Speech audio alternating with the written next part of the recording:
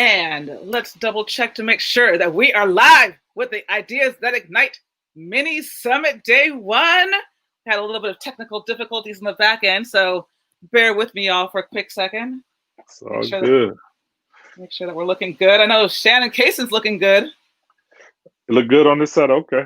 Good, yeah, you look good on this side. Okay, excellent. Excellent. Watch live. Can I watch live? Yes. Check to make sure that we are live. All right. All right. Woo! Ladies and gentlemen, welcome to the Ideas That Ignite Day 1 mini summit featuring my home skillet, Mr. Shannon Cason, in the house. What's up, Shannon? What's going on? I'm doing good, Dawn. How you doing? You know, I'm so glad to see you. Had a little bit of technical difficulties kind of getting this little glitch set up, but so I'm extra happy that we're live. We're here. Yep. No, most definitely. Happy to see you doing this too. So this should be good information for a lot of people. Absolutely. So I wanted to kick off this summit with you, Shannon, because you have like a baller of a story, a seriously baller of a story. So I wanted to be able to take people through like your journey, because I know that you started off as a storyteller, and from becoming a storyteller and like proclaiming yourself as a storyteller, which took me a long ass time, to be perfectly honest with you, to actually proclaim that title. You've been able to like do so much in terms of, you know, getting on a stage of TED, building a 6-figure business. You know, we got to talk the numbers, right? We got to talk the numbers. So let's just start from like a quick beginning. Like tell those who are part of this audience who are watching a little bit about like how you decided to get into storytelling, a little bit about your story about what happened when you were not doing so well, when you were kind of like in the cut, and how you were able to translate what happened into a story. So let's start off with the first chunk of your journey in terms of your first major story. The first story, okay. So I got into storytelling. I write. I like to write. So writing. I was in Chicago. I'm in Detroit right now, but I used to live in Chicago, and writing, going to coffee shops, and people would be telling their stories. And that's how I kind of found out about storytelling organizations like the Moth and other ones. So started telling stories at the Moth, and immediately people started to like my stories, and it was just positive reinforcement. And found out about podcasting and started podcasting. I got a iPhone, listened to some podcasts. I used to be in Detroit hip hop when I was young, you know, so I used them same skills to start a podcast. I love music. I love storytelling, and just started telling stories through my podcast. And a few radio stations took interest. I signed up with WBZ Chicago, and my podcast, Homemade Stories, was distributed by WBZ Chicago, and just part of my journey. And I kept, since I was telling stories, I called it storytelling. But I write, you know. So, but storytelling is universal. I mean, you could be a painter and call yourself a storyteller. You can be a tailor and call yourself a storyteller. You know, so. Nice. I totally agree. And you seem to be doing storytelling from all these different angles. So my first introduction to you was when I heard your story on The Moth. And for those of you who aren't familiar, The Moth is a storytelling organization based in New York City where people stand up and tell true stories live with no notes. So I was on my way to Chicago to perform. You could tell you hosted some. You know that so quick. You could tell you hosted. We get used to saying it when we host. Full disclosure, both Shannon and I stories told live with no notes. Full disclosure, both Shannon and I do a lot of work with The Moth. So that's how we actually met each other, because I was coming to perform in the show, you were hosting the show, and I looked up one of them, which was Insidious, which was about you gambling, right? Yeah. So tell people about what this story was, and then what happened after you actually started sharing it. Well, the thing is, like, okay, I write and I hear a lot of stories. I think it's important to have a style. Well, like I said, I came out of Detroit hip hop. And then when we were in hip hop, you had to have originality. We used to do things, and you didn't want to be a fake, and that's just how it is in literature and a lot of different arts. You don't want to be a hack comic. You don't want to be a hack. So it's always having a style, and my style was always brutally honest stories, just telling stories exactly what happened, or challenging myself to go further than most people probably would. So that was always my style of storytelling.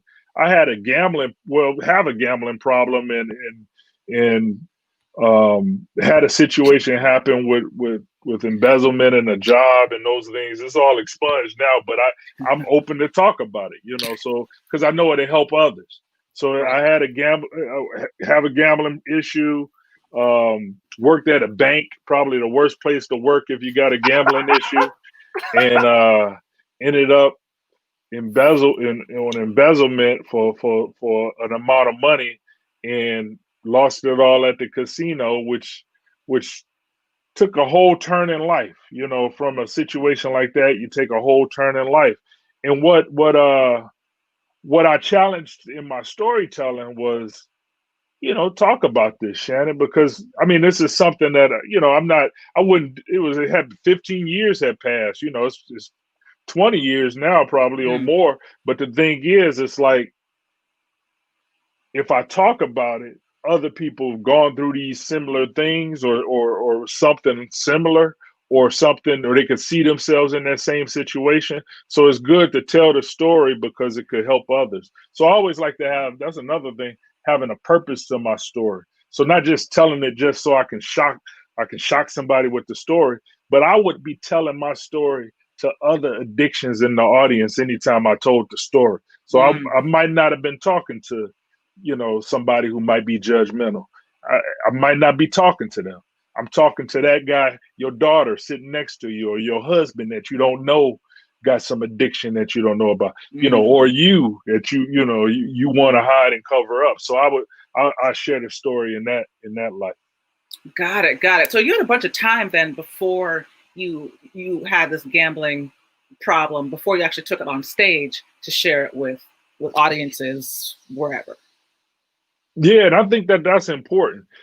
Dawn, honestly, and we know the Moth pretty well, right? So I won a Grand Slam at the Moth, which was the first Chicago Grand Slam, and it was two stories I had to tell. I was going to tell that story, and it was about 7 years old at that time, and I was going to tell another story about going to the Tribe Called Quest concert and getting stuck up at a gas station. Me and my friend. So both dealt with money being lost by wrong means or whatever. So, but the thing is, so I told the story to one of the Moth producers, Jennifer Hickson, who's a great friend of both of ours, and she said, "Tell the Tribe Called Quest story." And I didn't tell the gambling story. So the Okay. gambling story set for like 2 more years. You get what I'm Wow. saying? So it's set for Right. about 2 more years until I started feeling comfortable to share it. Because she said that one feels raw. It feels like you still dealing with some things with that story. So tell the other story. And I let Got the it. other one sit, and then I told it when I felt comfortable to share it. But Got I it. think that that's important too. Comfort. You know, everything you write don't immediately have to be told. Sometimes you may be working on you to write something, but that writing may sit for a while, and it may be reworked and reworked and reworked until it's time to tell it. Absolutely. And that's a great point, because I think that a lot of the things that I've been reinforcing with the people in this audience is the difference between a scar and a wound, which is also something that I learned from storytelling with the Moth. Is like, sometimes if that story is too raw, or if it's too recent, you gotta let it heal. You gotta let it turn into that scar before putting it out to the world, getting up on the stage and actually sharing it, right? That's So good. that That's a great point. Yeah. So then share with me then on an audience then, like, at what point did you decide that this particular story, your gambling story, was going to be something that you wanted to pitch onto to TEDx, or like what was that process? Well, my pitch to TEDx was a part of that pitch. My pitch to TEDx, I saw that TEDx was going to be at my old college. I'm a Michigan State alumni, and actually I'm wearing green right now. So Michigan State, and I saw that they were coming to my school. I was in storytelling for some time at that point, and I had moved back to Detroit. And me seeing them at my school, moving back to Detroit, I pitched to talk to the audience at my school. And my pitch was brutally honest storytelling. So my pitch was my ability to go into some of the dark places, or some of the places that I want to keep hitting, and to be able to share stories from those places, because those are the golden stories. Those are the things that really resonate with audiences more than if you try to reason it out what the audience want to hear. But if you go into these places that are hidden, and we all have them, if you go to those places, is mining for gold in those places for stories. So that was the idea for my story. I mean, my pitch to TEDx at MSU. I like the way that you framed that you're like that you're going for the gold by going deep into, like, those moments that are hard, those horrible moments. So it's not only something that you're actually doing in your story, but you're actually advocating it for it. This is the actual idea that you were presenting to the committee.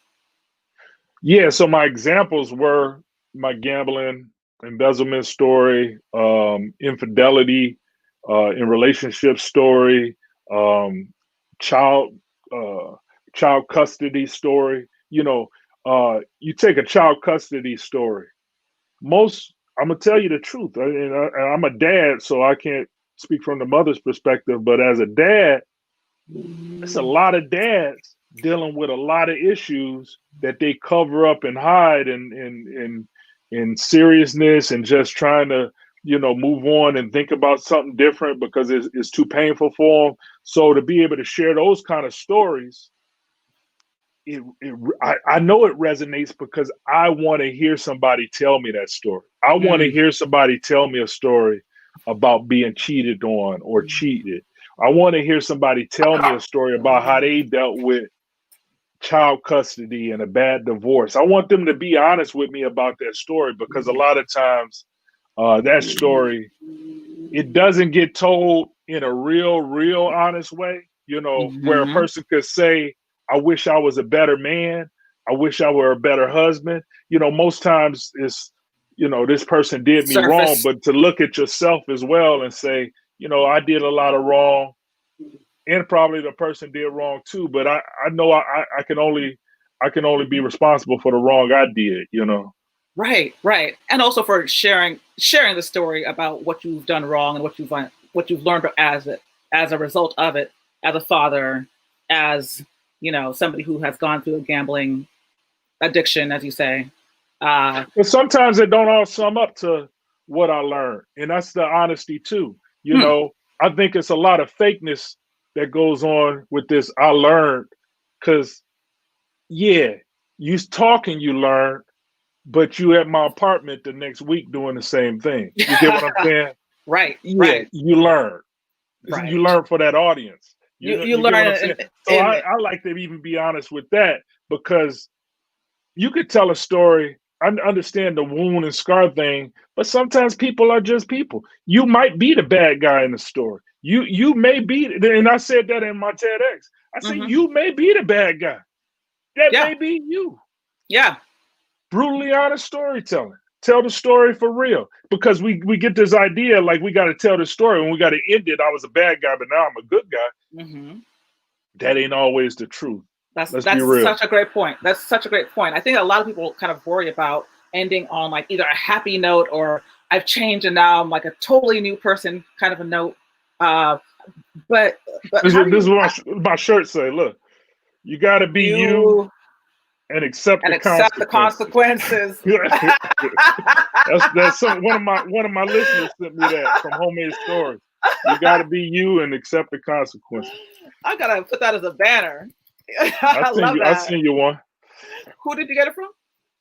No, that's from my. I said it in one of my podcasts, and a listener sent me this. Sent me this graphic, so I put it on a T-shirt. She's a graphic artist, so I put it on a T-shirt. Love it, love it. That's hot. So to sum up, like the TEDx part of your journey, because I know that was only the beginning of like, you becoming a podcaster, you becoming a coach, a trainer, starting your own business.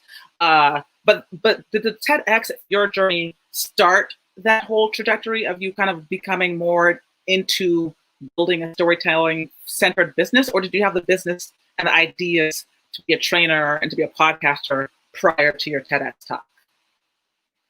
It was part of what I did prior to TEDx. However, TEDx is a great stage to be on. You just don't know how far it will reach, but it has the potential to reach very far. And I've seen many TEDx go on to become books and go on to become a lot of different things. But at the same time, a lot of my thing is really speaking to the audience, and it's a lot of other TEDx. I mean, we really want to speak to people, and that's, I think, should always be the purpose, more so than just putting TEDx behind your name or putting this thing behind your name. I mean, I want to speak to my school, because I know it's going to be some people in the audience who dealing with some things, and they don't understand that the things they're dealing with is golden. Nobody wants to hear about anybody's perfect life. We don't make movies about that. You get what I'm saying? Yeah, you grew up and got a wife and got married and you got 2.5 kids and you put all the money into your 401k at the right time. I don't want to see Spike Lee make that movie. You get what I'm saying? But if I see a story about something else and a lot of other things, those are the I mean, those are gifts, the things you've gone through in life. So I wanted to share that in my TEDx, to share with people that to use these gifts, and getting into TEDx, I came from that mindset, like, I really want to share this to my school, because these are things that I picked up that I want to share to this audience at MSU specifically, because I had never did a show at MSU. Interesting. But the TEDx pitching process was simple. I just went in and told them what I want to share, and I know I'm in a group of a whole bunch of other people who want to do it as well. But intention is important, and I intended to be on that stage, and I was. Excellent. I'm also seeing here a comment from one of our YouTubers, Bridget O'Neill, when she mentioned that, when you said that, and then I realized it's so annoying in storytelling, and then I realized that I'm going to change forever. And then I realized, right, it is kind of. Let's be real. You ain't realizing nothing. You was over his house next week. You was crying in your pillow, just like me. You know what I'm saying? Then I realized, yeah, okay. And I realized, sure. Right. So true, and so key to be real about this process, about be real about who we are in our storytelling, in our pitches, because we're all human. But at the same time, like, I'm interested to learn a little bit more about you, because in storytelling, what we typically do is, as we go on, and then I learned, something changed, right? But for TED and TEDx, we have to lean back into that idea, right? So one of the things that you just mentioned was that you had to lean back into the idea that we had to tell brutally honest stories. You didn't just end with, I stopped gambling, the end. Like, you actually had to kind of go back into the reason why I'm sharing the story is because blah, blah, blah. So how did, and I know like this is all just part of like naturally and organically who you are, but I think that some people are having a hard time distilling the difference between what their story is and what their message is, or what their idea is. So I'm curious if you have like any idea, at least any suggestions about how you broke down the difference between what the story is and what the people at MSU needed to learn or understand or to get. Well, it was like for me, it was like taking like the body of work of all my stories and seeing what is the theme, or because I wanted to talk about storytelling. What is the what's the theme? What do all these stories have in common? All these stories that I tell and want to tell, and finding out that and knowing that brutally honest. I said that, and when that's a word that's commonly used, but thinking about like being brutally honest with myself on certain things, So just taking that thought to know that all my stories, they had that theme or they had that value about it, and I had that value, and then sharing in my pitch that value, and I knew that I can bring all my stories within to my TEDx when I share, but I Mm-hmm. want to show them the idea of brutally honest storytelling. Storytelling was probably hot at that time as well. It's still hot, but at the same time, um, I'm accomplished within storytelling, so all those things played the part within it as well. So I would put that I work with, WBZ, all the different NPR stations I work with, the Moth, most people would know them, and Snap Judgment, and all these other things that I do. So I did share my credentials as well, so they know I'm Mm-hmm. not coming from um, I'm coming from a place of being done this around the country, telling stories, but telling them in my brutally honest fashion. Yeah. Right, right. And that's one of the things I think that people need to look at is like, what do people know you for? That people know you as being a storyteller because you had stepped so much into that role.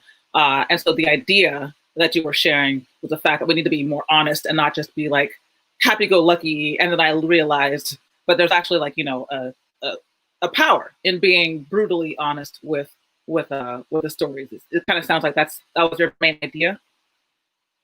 Yeah, that was the idea. Yeah, that's what you Excellent. know me for. That's what I'm gonna pitch on. I'm not gonna Right. pitch about becoming, um, becoming a bodybuilder because I'm not quite on that level. Not quite there yet, but I see you are working on it. I see. I see you. I take it. I take. So awesome. Let's answer a question before I go into my next question in terms of building your business. So this is another one from Bridget, and she's asking if you had a website prior to your TED pitch that you could lead them to, or was that not necessary? Website is necessary. I had a website as soon as they became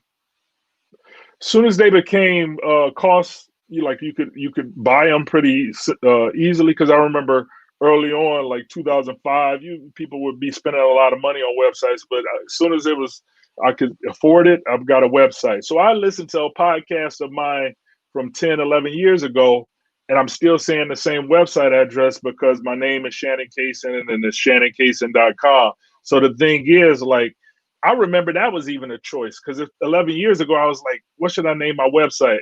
A lot of times it was an anonymous, you wanted to be anonymous in some way. So, and I was going to do some other name, but then I was like, I'm in this.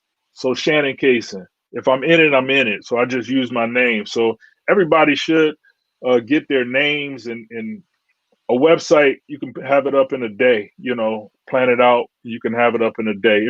I say that, but I think you should probably take about a week or 2 weeks to kind of like really plan it out, look at examples and other things, because that's what I did.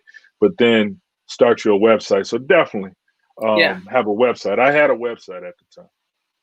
And that's a great point that, I think when I was doing mine, which was 7 years ago, I had an about page. Do you remember those about pages? It wasn't even like a real website. It was like Yeah, more like a bio and a picture. And it was like me like just kind of being like hella cheesy, something, but huh? something, yeah. And I'll go into this, a little bit later in the week as well, Bridget, in terms of like what we're going to be looking for with Chloe, who's going to be the actual woman from TED, who's going to be joining us this week on Friday. But one of the things that I've always said as a recommendation is to at least have some type of video of you speaking or telling a story. Because when I pitched to TED, all they asked me for was a sample, which was I had a 16-minute story from Story Collider. It was either 16 minutes or 11 minutes, somewhere between there. I lost track, but it was about 11 to 15 minutes, 11 to 16 minutes, and then my 1 minute pitch, So I do know that they do a lot of like background research on people to see like, who you are, if you're telling the truth, et cetera, et cetera. So I think that a website can help, but I also encourage people not to go too crazy into like, okay, let me get my book out, let me get my website published, let me do my YouTube channel, let me start my podcast. There's a bunch of stuff that you can do going into a TED Talk that you don't necessarily need. But I do agree that the real estate that you do need is some type of video, and ideally like at least a page on a website that shows, this is who I am, kind of like this is what I'm all about. Yeah. So yeah, solid advice.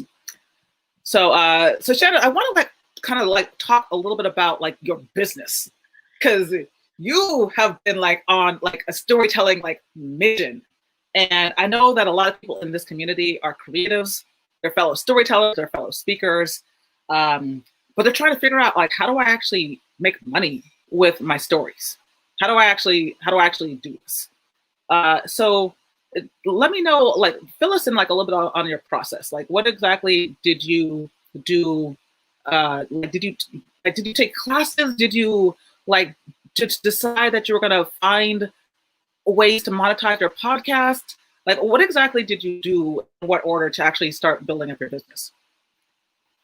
Yeah, well, the first when I started the podcast, I did a Kickstarter originally to make some money to buy some better equipment. I was using a $30 mic from Micro Center in Chicago for the longest, for like years and years and years.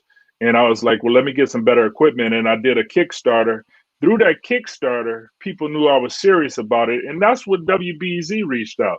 If I wouldn't have did the Kickstarter, possibly WBEZ wouldn't have reached out. So I worked with them, and I was able to make some money from my podcast with them. But at the same time, taking the skills that I had through storytelling, having a style and having it's just like a producer on music. You get what I'm saying? Like, how DJ Mustard produced, and then how your DJ Premier produced. I use hip hop terms. So, but the thing is, so they do two different styles of production.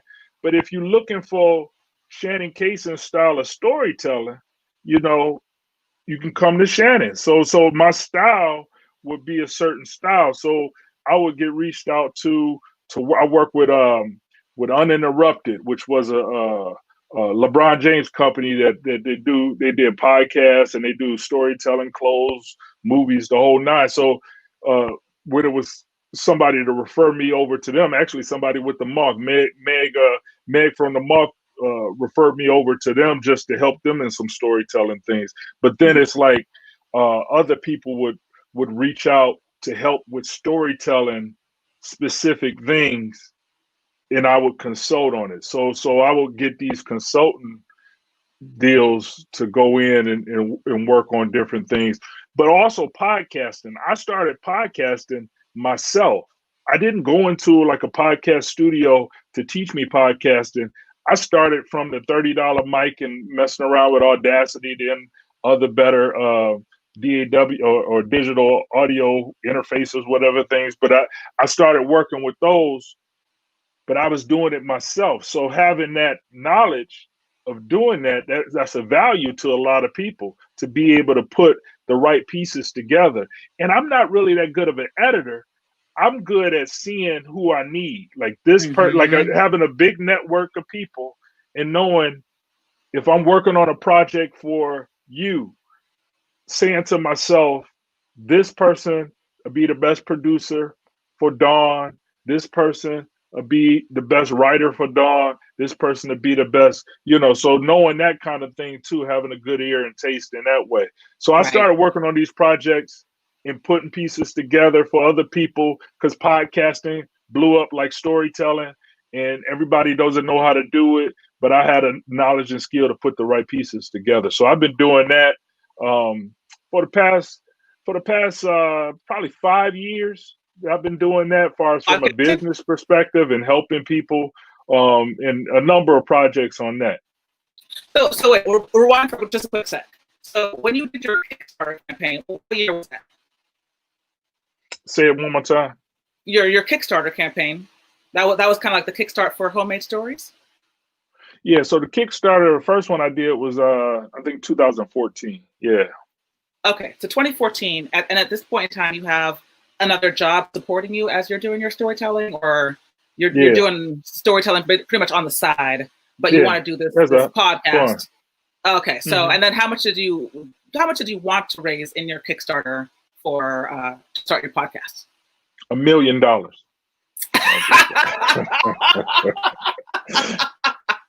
We go big, you know. Now I wanted to raise. I think the goal was 2,500, and I did 6,500 or something like that. Wow! Yeah. Oh, excellent, awesome. So you have this nice little bad change, right? And then you said that WBEZ found you from the Kickstarter. Yeah, Johanna Zorn, who's she runs Third Coast International Festival. She knew me, but she reached out and said, "Hey," because podcasting was just now taking off. Like a lot of NPR stations didn't even have podcasts at this time, and she was like, "Hey, I see you do podcasting. I listen to your stuff. I really like it. You know, let's talk." So she knows everyone. Johanna Zorn knows every single Everybody. person. If anybody in here is NPR, you know who she is.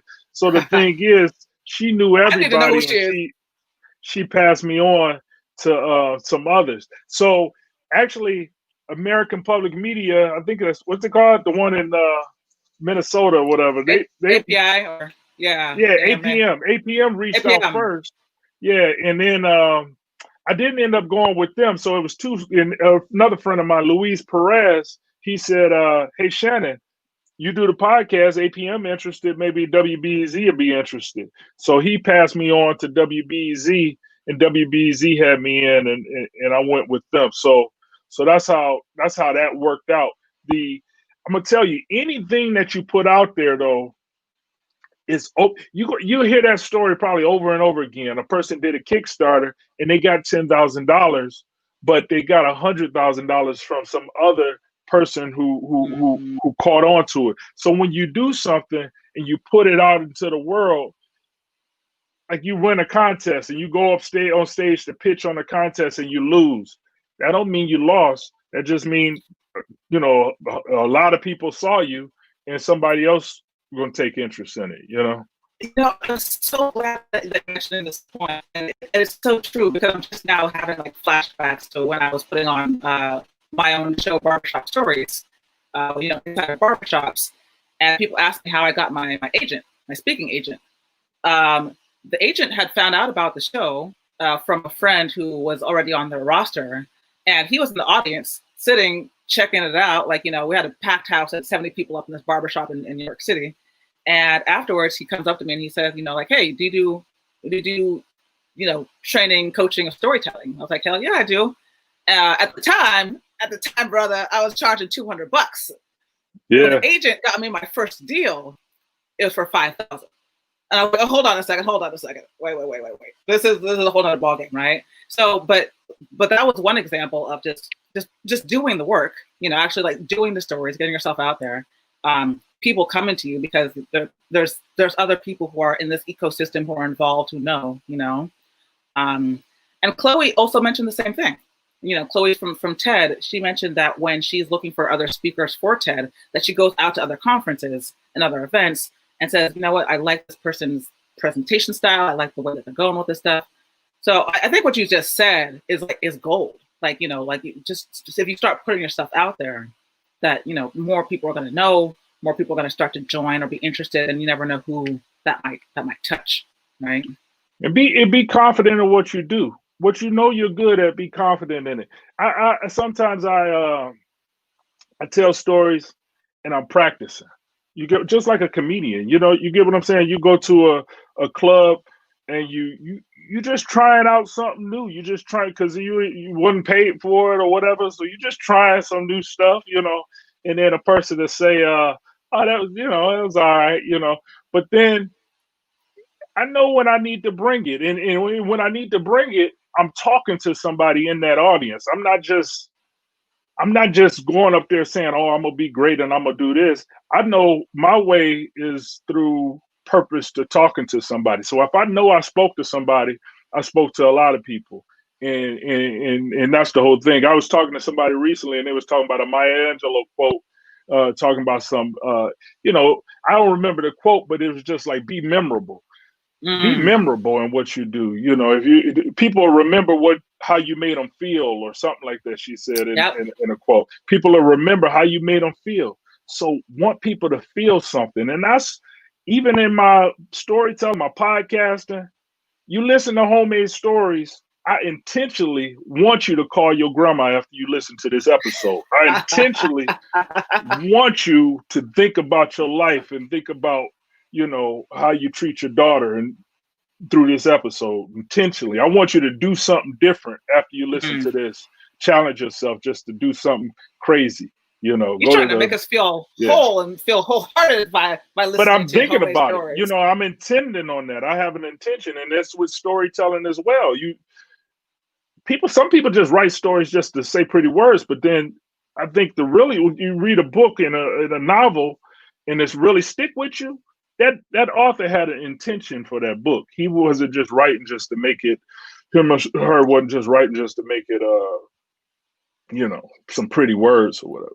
Right. And a lot of people do, though, just get up to talk just to hear themselves talk, or because they just love being on a stage, but not actually providing any type of real content for their audience. So, I totally agree with, even with TED Talks, you listen to Mhm. certain TED Talks, and some TED Talks, you're happy to be on TED, but you got that stage, speak to somebody. If you get that stage, speak to somebody, and that's going to push it further than your trying to foolproof it. I mean, do all that too. Get all the knowledge and the foolproof and how to the best TED Talks and all that information, because that goes into it. But also speak to somebody with intention. Yeah. Speak to someone with intention. That's my bad. Put that one up here too. Nice. So far we've taken the audience through, like, the beginning part of your journey, your Kickstarter. You got a chance to get out there, get on WBEZ. Was that when you were able to kind of start doing storytelling full time? Yeah, so storytelling and podcasting in 2016, I started doing it on a full-time basis. I left work and I struggled through a few years, but at the same time, I started doing what you did. I started asking for more. I got a little thing up here with me holding a bunch of money, and it say, "Always ask for more." Yes. And this is important to do that too. Always ask for more. So Yes. you was doing $200 stories, and the person, the agent, he gonna get paid off a $200 story. So they told you $5,000, or it was a $5,000 story. So you now your fee went up to $5,000. So I would work on projects, $500, $1,200. I remember I first got paid to speak for $1,200, and I was like, getting $1,200 for talk for, and then 45 minutes. it was $6,000, and I was like, oh, my new fee is $6,000. Every time the fee went up $7,500, my new fee is $7,500. So it's like every time you push yourself to ask for more, and it almost becomes fun. It almost becomes interesting. Like, I'm gonna see what happens. I'm gonna ask for $20,000. I think I called you once. I was asking for 20,000 on the job, and then ended up, one of the jobs was 6 figures. You get what I'm saying? So the thing is, like, you can ask for more in a business. To be in business doing it, you can ask for more. It's nothing holding that back, because we have a value as writers, storytellers, podcasters. Everybody can't do what we do, and being myself, I do it in a particular way, so it's a value to it.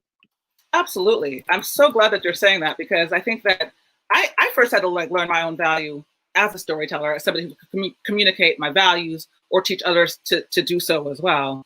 But then when I started realizing that others are able to like really capitalize off the fact that they are becoming better speakers or better performers or getting on stages around the world, they're able to like, lift up themselves as well as this whole community, So, so when because you were part of one of my first, or one of my ongoing cohorts for Story to Speech when I was first building out like that particular program. And do you remember at that point in time, like what your main goal was? Like, were you trying to like get to that 6-figure point, or what was your main intention and what was the result of that program? Yeah, that may have been one of my intentions, was to increase my speaking fee, and that's one of the things that you're constantly working on. Right now, we're in an environment where it's not much speaking. I had conferences that closed, and then building my skill too. I mean, the thing is, like, I want to be better at it. A lot of times, like I think I got caught for some things before time, but at the same time, I'm gonna learn from every experience. You know me as a pretty easygoing person, so I learn from every experience. But if just kind of going through those bad and good, sometimes I felt like I could have did better and could have been more. So that was one of the things of learning my value, but then I don't want to overprice myself too, and then I'm not delivering at that price just yet. So, but just learning and building through the ranks, because it's a long road too. I don't want to get overpaid or underpaid. The one thing is, I want to grow. So I wanted to grow to the $20,000 speech, or grow to the $40,000 speech. And when I learned that people can do these things and get that kind of money for speaking, I remember I was speaking at one event in Chicago, and they were telling me the CEO of the organization came up and talked to me beforehand, and he was like, "Do you know who we had here previously?" And he was like, and I'm kind of like, I like to crack jokes and talk a little stuff to people and stuff. I don't know if you can cuss on this. Talk a little. So I'm like, hey, so you trying to scare me? You trying to make me? And he was like, well, Don Cheeto and our last one was President Obama. And I was like, all right, I see. You try to scare me, but afterwards, he was happy with what I delivered. Because I'm gonna come from my style, and I think that's important, to have a style. And I tell people that up front too. That's an important point.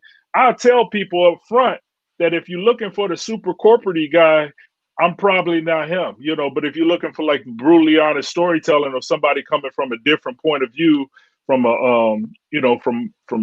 from out of the different way, I can do that well. But I can't like switch it up totally and, hey, welcome today to such and such and blah. That's not gonna be me. I can do it, but I won't feel. I'll be crying in my pillow when I get home. Like, man, why am I being fake and being somebody else? You won't be brutally honest. You're just gonna be doing and then I realized I should have never done that kind of a thing. Exactly. Nice.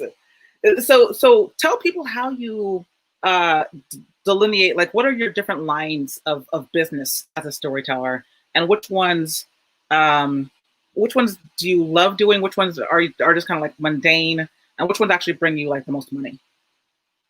Okay, so my creative side would be the homemade stories of me telling stories, talking about personal life. These are like your moth type of stories. These would be like the snap judgment type of stories. And then even my fiction. I like to write fiction. Not the biggest payoff right now, but it brings the audience.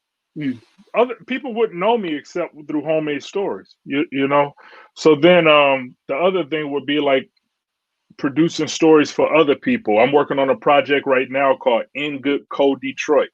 So it's New Economy Initiative, which is a business support in Detroit, and also the Knight Foundation. had this program called In Good Co Detroit. I'm the chief storyteller, so I'm telling stories about Detroit entrepreneurs. These aren't my stories. I'm just telling them in my style within this campaign. So that's me helping others tell stories. I help organizations tell their story through podcasting or even on stage, or I'll do that. So helping people tell stories. Then I do speaking. So Okay. I'll do speaking, which is hosting, going to events and doing speaking, telling stories at events, and those things. And that's another area that I work in as well. So those three things pretty much. I haven't really done much with training and workshops. I haven't worked on that, and I haven't pushed that business as much. But those are the three that I'm working on now, and I have them up here like podcasting, writing, which would be homemade stories. Mm-hmm. Podcasting would be everything, performance, and that's like me on stage telling stories. And then I got workshops here too, but I haven't done much in the workshop area. Got it. Got it. So then for the listeners, then it sounds like your podcast, Homemade Stories, is kind of like a marketing tool for yourself, for your platform, so that people still know that you're out there. They're still kind of like listening to your content as you're creating content. But it isn't necessarily like your money maker, but it is the maker of your voice to get out into the world. Right? Yeah, homemade stories keeps me creative. You gotta be like you can fall like if you're creative, you can fall into corporate stuff and lose yourself. I mean, Mm, not that you're gonna lose your creativity, but in a sense, you just start to dwindle into this amorphous thing with everybody else, right? So you start making everything got Hans Zimmer music to it, and you start making that kind of motivational stuff on YouTube that everybody can make. So I gotta have homemade stories because it keep me creative. It keep that Detroit hip hop in my head. It keeps me like I even sometimes I have friends and we write rhymes and I do a rhyme with some people. That's the creativity. That's where right. you get it from. That's the kid coloring outside the lines. And if Mm-hmm. you don't if you lose that outlet, not saying you lose everything, but you can't do it the same way. You start thinking about, okay, I'm gonna do this in the way that somebody else would do it instead of Right. the way that your Your creativity can bring natural to it. way. Right. Okay. That makes sense. That makes Yeah. sense. So And so so that's homemade stories is like most important to me. Yeah. okay. Okay. So it's most important. That's like key. It's most important, but it's not even the one that's like the lucrative financially for you, but it is the most important to your soul, to your creativity, to your expression of self. I wouldn't have anything else except through homemade stories. So homemade stories, if I don't have this one, I don't have the trouble, I don't have In Good Company or any of the other projects I work on, Right. because that's the engine for the creativity. And even further deeper than that is the writing. Homemade stories is like the outward view of me writing. Right. Right. Yeah. And then In Good Company and the Knight Foundation, they also found you, or they found you through your connection from BEZ, and then decided to put you in this position to host and produce this other podcast, or how did that work out for you? All homemade stories, all from homemade Everything be stories. homemade story. I'm gonna tell you, one of the like CEOs of with the CEO of NEI, her husband listens to homemade stories, loves homemade stories. She came to one of my shows, homemade stories. So like through homemade stories, a lot of opportunities have happened because I mean I've had movie um Options. options and all, but it's all through homemade stories. So every every story I tell on NPR was on homemade stories first. So if I'm telling it on NPR on one of these shows, you find it on homemade stories. The Insidious story that you're talking about, it had Mm-hmm. played on homemade stories probably 2 years before it was on Snap Judgment and The Moth. It was a homemade Wow. story. So everything comes from there, and then I refashion it for other things. But if I don't be able to play around and have a place where I can just do whatever I want to do, then I can switch it up later on to something else. Yeah. Yeah. Like your story to speech Program. workshop. Yeah.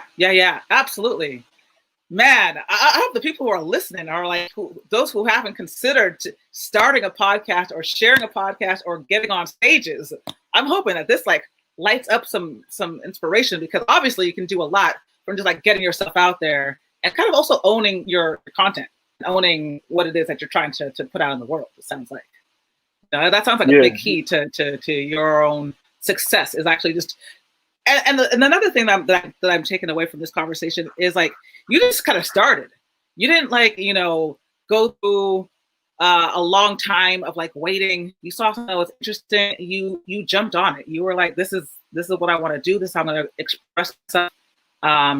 You found people like myself who were kind of on a similar path and connected, and just started to grow. That's some of my takeaways from this particular interview. Yeah, but it was a accumulation of skill over time. Like even starting the podcast, I started my podcast in 2010. Like I said, we have been making hip hop music for since I was 14. So the thing is, I had the skill. So it had a skill to make recording. My podcast, I was doing that for 4 years before I ran the Kickstarter.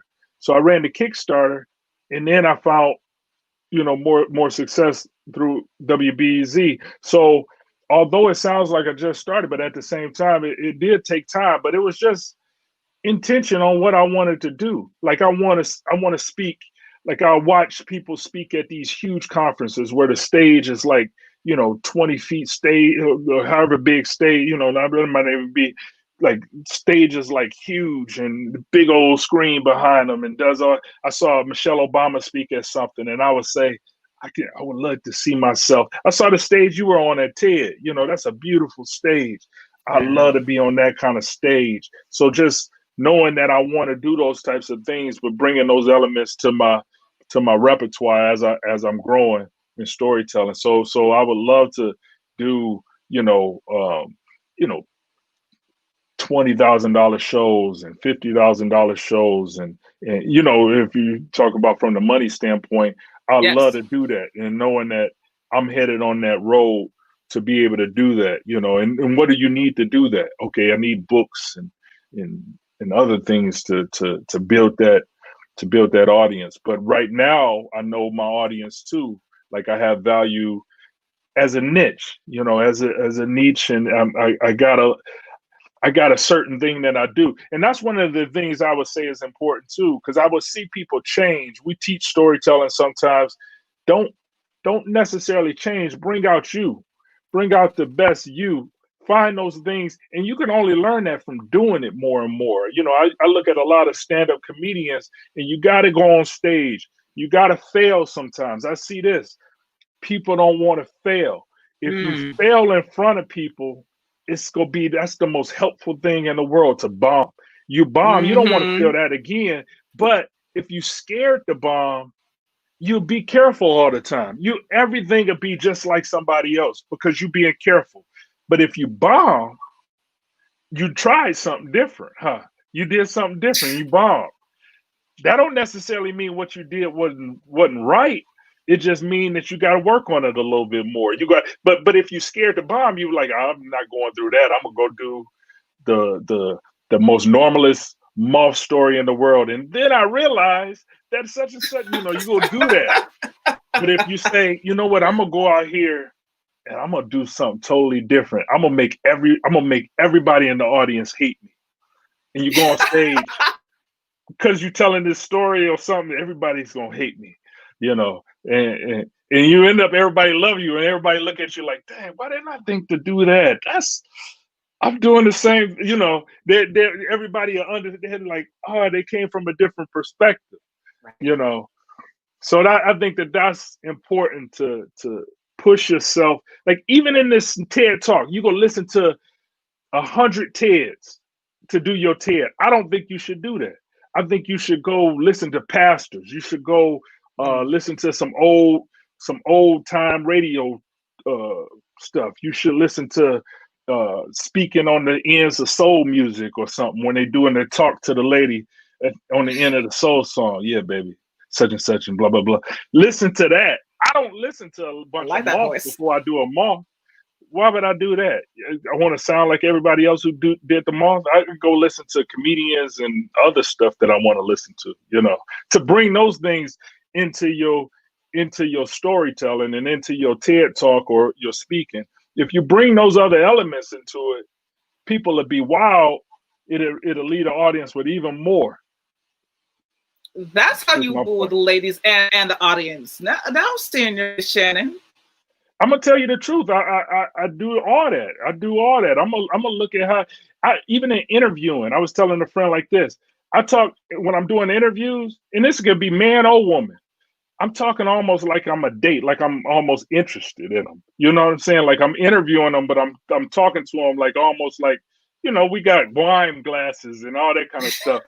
Because I can pull them further in to tell me stuff that be comfortable with me to share stories with me and share information that they wouldn't normally want to share or something like that. So I'm thinking of it in that sense. So switching that's the whole thing with creativity, coming from bringing one element to another element and mixing them together.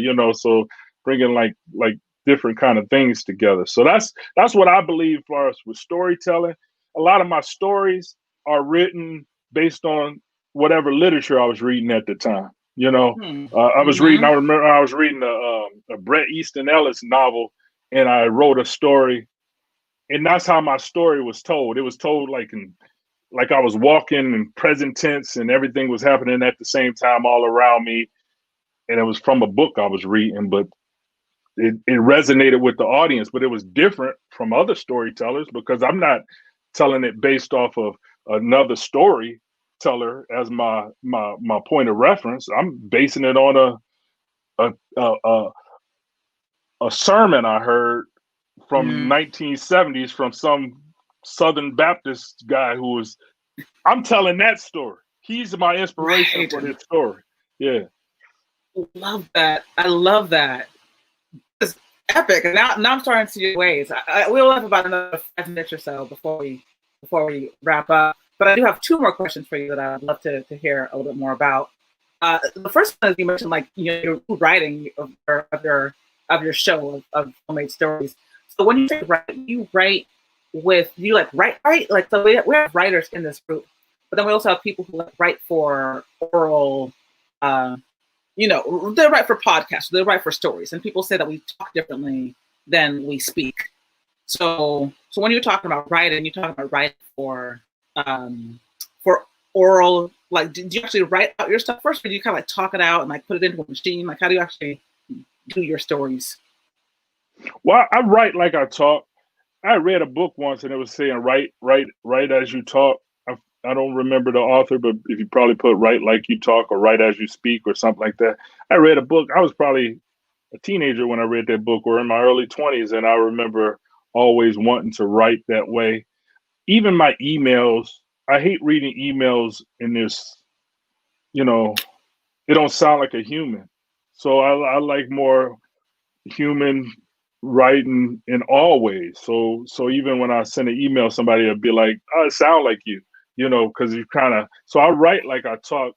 If it's even for to be printed, or if it's for my podcast, I'll write how I talk. And I'm reading most of the things that I'm saying. I'm reading, although even on stage, if I'm doing a live literature story where I'm talking, with paper, if I'm reading the paper, I'm off the paper a lot. So if I'm telling a story, I'm going to change it based on what the audience is feeling, so having that kind of like improvisation with it as well. So, but I write. You actually write it out and then read. It starts with writing. Yeah. That's really interesting. I know a lot of people, I have a hard time actually writing out my stuff because I'm very, very formal writer, and so when I speak, I feel like I'm kind of crazy when I'm speak and I'm just me. But professional Dawn is on paper is a totally different person than actual life Dawn. So when you ever thought of merging those two? Nah. No?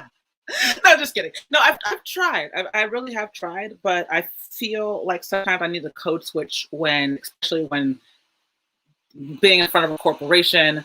I still show my silly side, but I'm very diplomatic um, about writing, and so when I try to write for a podcast or for a story, I actually just try and talk it out and then transcribe it so that it feels more natural. Um, because otherwise, if I try and like write something out and then read it, I feel like, oh man, this is not really me, you know. So I think that each person has to find their way of actually finding that flow between writing for page versus writing for stage, So Yeah, so it's real personal. It's just like writing itself. Everybody has a different, but you just got to write. yeah, Basically, that's the you just common have to get thing. it But out. everybody got a different thing. I got to do 10 jumping jacks before. I got to get my coffee. I got to smoke weed. I got to do the. Everybody do different things. FYI, one of the lessons learned about what I should not do is smoke weed before going on Yeah, stage you because fall asleep. Yeah, I bombed. I totally bombed on that one. I was like, all right, I can't do that before going on stage again because I was like, where am leave that alone. Yeah. I? Yeah, Me yeah. neither. I'm not a weed head, so it's like I get too. It affects me too much because I don't do it enough. So Right. uh, it messes me up. I got to have nothing to do. That's my whole. Awesome. So I have one last question, but before I get into my last question, I'm going to open it up to the audience in case there are any questions. I do see some people who are just like happy with hands up and celebrating this whole interview. Um, but so if there's any questions, go ahead and put them in the chat now as we start to wrap up with Shannon. So my last question for you, Shannon, is like, what is next? Like, what is next on your agenda? Like you talked a little bit about, like the books, or want to do another TED or another TEDx, another podcast. Do you want to focus on business, make more 6-figure, 7-figure businesses? Like what's in store for you?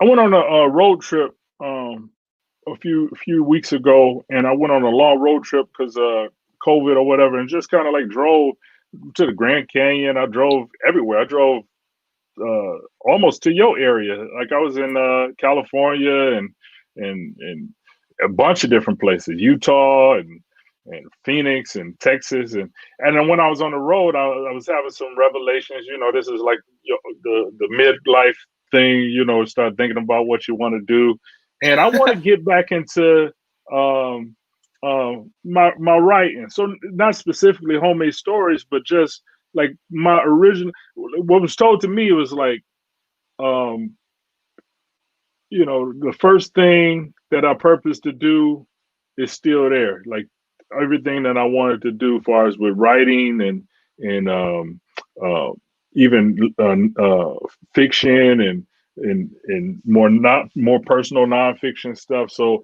I really want to focus on that a lot more over the next time. So that might be in books and screenplays Hmm. and other ways. So I think I love my writing style myself. Other people seem to enjoy it, and I just want to be able to take time to write more. But having um, business come through and being able to delegate certain tasks is helpful because I'm able to make money while I'm writing, and not just be Right. writing Right. into poverty. Well, at this I'm point, I writing don't into know. poverty, baby. You can't be writing your way into poverty because you made enough of a name for yourself. People really know you, love you. I know that me being able to be with you at many events over the past couple of years, moth events, podcast movement, like all kinds of different shows, fundraisers, galas. I see you all the time, and I know that I've been inspired by your journey. So happy and so blessed to be able to have you as a partner in this whole process. So I can't wait to see what's next on your agenda and to hear, in good company, y'all. Definitely check out Shannon's podcasts. So how can people check you out and get more information about where you are and what you're up to? Yeah, everything is on my website, shannoncason.com. I would love it if you follow me on social media. I'm at Shannon Cason. Everything is Shannon Cason, and I try to be as much of an open book as possible. Even that I pull back too, just like everybody else. So I'm honest on that as well, you know. So, but the thing is um, I'm easily accessible. ShannonCason.com, at Shannon Cason. And thank you so much for having me on, Don. I feel the same way. You know, we partners in this, and I followed you all along the way. So I'm supportive of all your different ventures. Awesome. Ladies and gentlemen, thank you so much for being here on the first day of the I feel good. Yes, interview with Shannon Cason. You broke the seal. We're all set up now. We're ready to kick it off another 4 days. So for anybody who's interested in watching this on the replay, we're going to be doing this every single day this week, October 5th to the 9th, 2020. Shannon Cason is today. Tomorrow, we're bringing in Daphne LeBlanc. Daphne LeBlanc is going to be talking about how we were able to take our social media and just scale it. She's a social media strategist, specialist, all the S's, doing good, stuff. So I'll be watching. Yeah. Stay tuned. Check in with us. Let's see. Devin says, so true to who he is. Thank you to both of you. So I like that. Yeah, thank you. Yeah, Devin was actually just at the Greenwood Cemetery with the Moth, sharing his first show. I was happy to see that the Moth was actually doing live events again after these 6 months of being sheltering in place. So I've been sharing a lot of his story with each other's story, basically. So I'd love for the two of you to connect if possible and keep on talking about, like ways of taking a story, building it into a TEDx talk, and then continuing to grow from there. Because I definitely see that Devin is on that same type of mission. So awesome, go Devin! Yeah, I love it. Yes, have to meet. Yeah, we definitely have to meet. Yeah, absolutely. All right, y'all. Well, you know how to find Shannon, shannoncason.com, homemade stories. Thank you, Christina. Thank you for being here. Thank you for all the love. Thank you, Bridget, and everybody else who's online and whoever else is watching this on replay. Just for your presence and for kicking this off with us. And Shannon, I'll be seeing you soon, brother. All right, see you soon. All right. Take care, everybody.